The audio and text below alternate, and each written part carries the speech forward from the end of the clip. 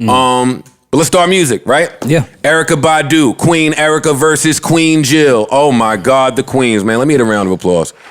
Because, man. It was a... Yo, this was what my soul needed, it was you guys. Spiritual exercise. Yo, my soul needed internally. That's what you needed? Yeah. I'm not going to hold you. My crystal's charged up. They really reminded me how much better women are than us. That's a fact. They're just like, when women get in, when a woman is a woman, like, they're better than us, man.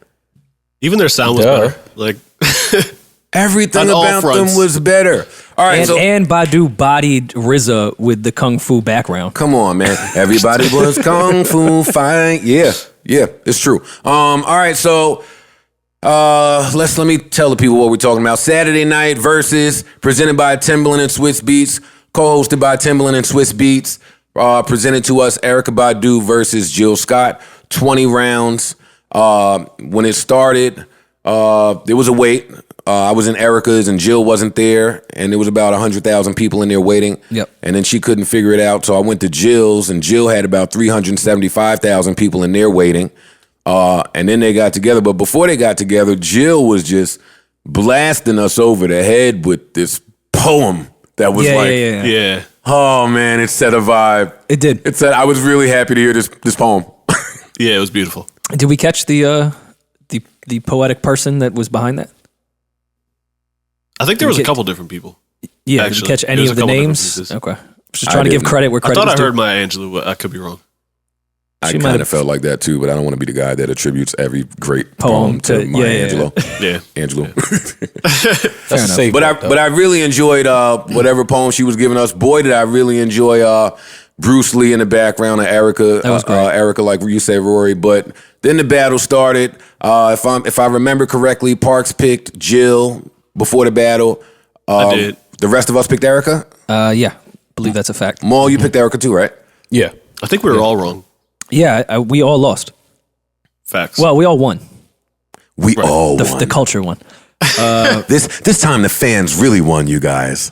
As corny as that is, I think this might have been the first time I'll agree with the culture one. Like, no one even kept score after You Got Me was played twice.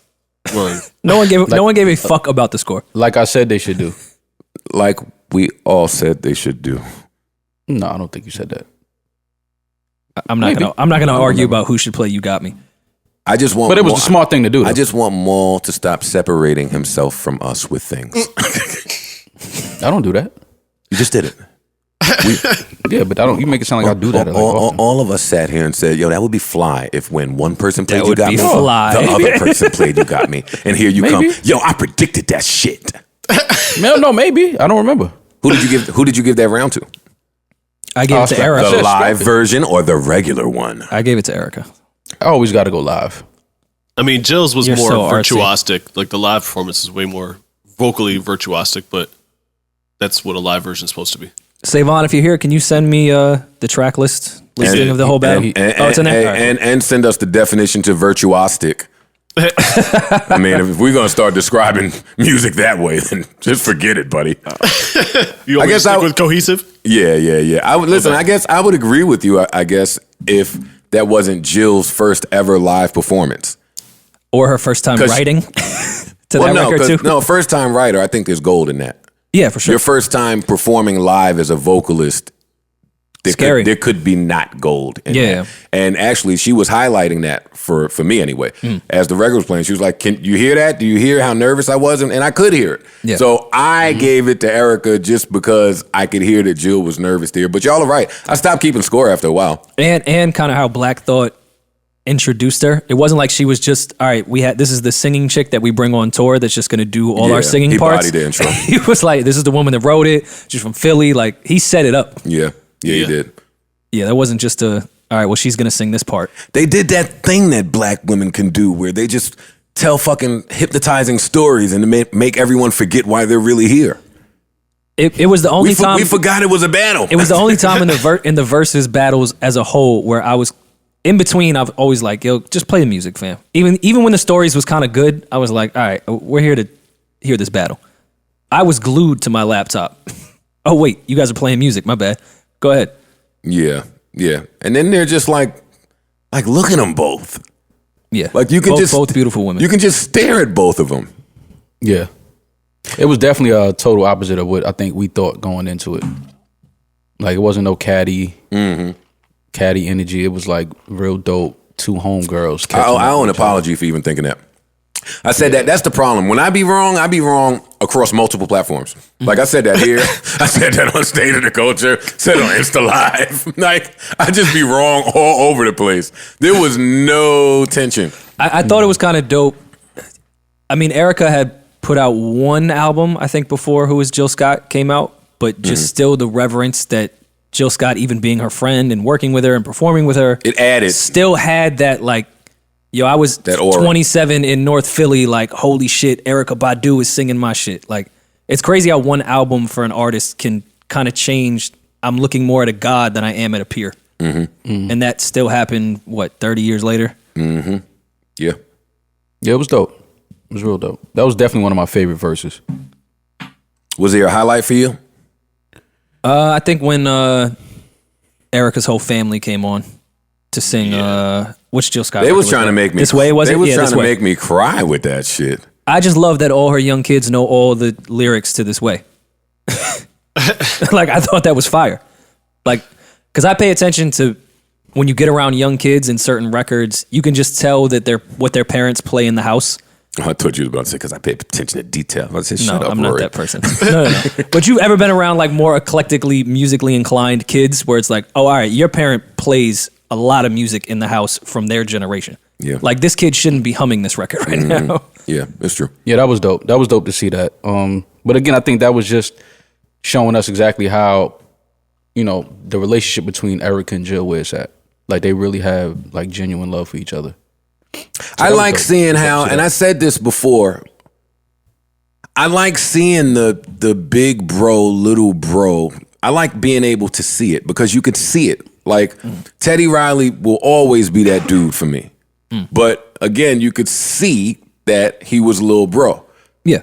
Because big bro, even if you don't acknowledge him as big bro, he moves like big bro. So Yeah. I like seeing that with Erykah and Jill too, even though, like you said, their careers are not separated by a whole bunch of years. No. But the respect level and the amount of experience and tutelage that Erykah had and was able to share, that was on full display.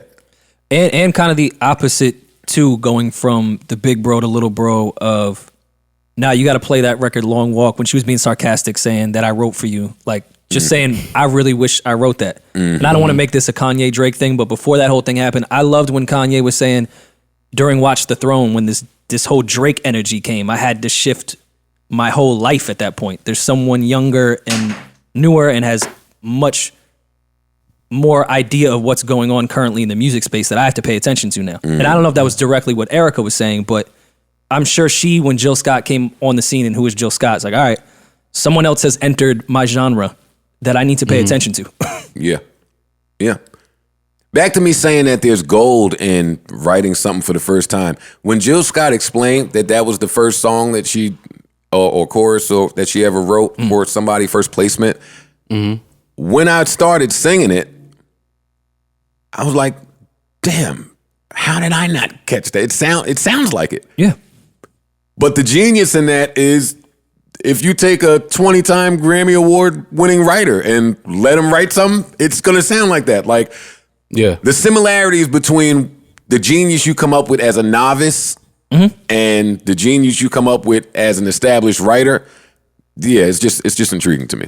It's intriguing to me. Yeah, which I maybe could kind of attest to, like the Sophomore Slump album thing. Like you just have so much positive thinking and going into your first time doing something.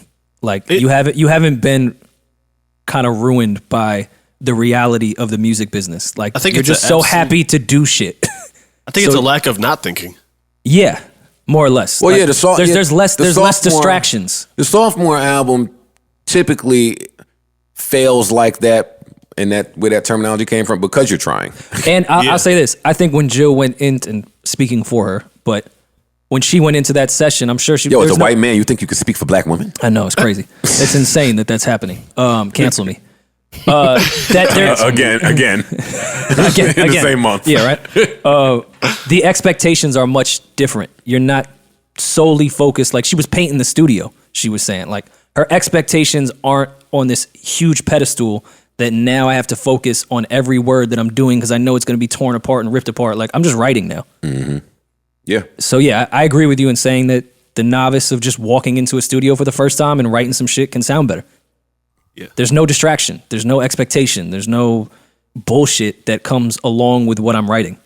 It also doesn't hurt when you have a bunch of musical geniuses around you. Yeah, I mean, Questlove and Quest Black can Dot help. and Sure it could. Larry Gold and all those other people. I totally disagree with that. Sure it could hurt. Sure. Well, it can make you nervous. Yeah, around you, for sure. Did you? I was just about to say that before you said that, Parks. Fucking, you're bringing me in around the goats. Like, right. These are the greats. That pressure don't build everybody up to perform to the best of their ability. Well, that's true. This guy, I think this. Go ahead, Parks. I was just going to say, I say that to say that when you have people around you that know, that are artists and creatives and brilliant people that know to let you do your thing, you know what I'm saying? Like, I'm pretty sure that they weren't stepping on her toes. Like, or can pick apart the encouraging. genius of it. Yeah, they like, encourage. all right, yeah, I see these 3 words. Keep focusing on these 3 words. Like, you have something right here. That can be helpful. But back to that, whatever episode we were talking about with artists that you have to be able to market yourself for this and that, and some people just want to make music. To that point, you also need to step up, like as a human being. Like some people would be terrified in that situation and run away from it. That also is a factor that needs to be part of an artist's repertoire. Like I need to be able to step up when the pressure is on to deliver. Yeah. That's And that's she part did. of artistry. And she did. Yeah, a lot of times people do that though. Like they'll put the songwriter or the vocalist, they'll put them in a room with like people that they know they're like, they look up to, and just to see how they handle it, how they react to it. And that's how you sometimes you're able to differentiate like who is actually gonna last in the business. Mm-hmm. Like when you put like an up and coming artist in a room with somebody they probably look up to, and they handle that in a way where they say hello, they called you, but then it's business. Like they're doing what they're there to do. Those are the ones that's usually gonna make it. The ones that fan out and go crazy, it's like, all right, you just happy to be here. You're not really trying to make an impact like that. I want us.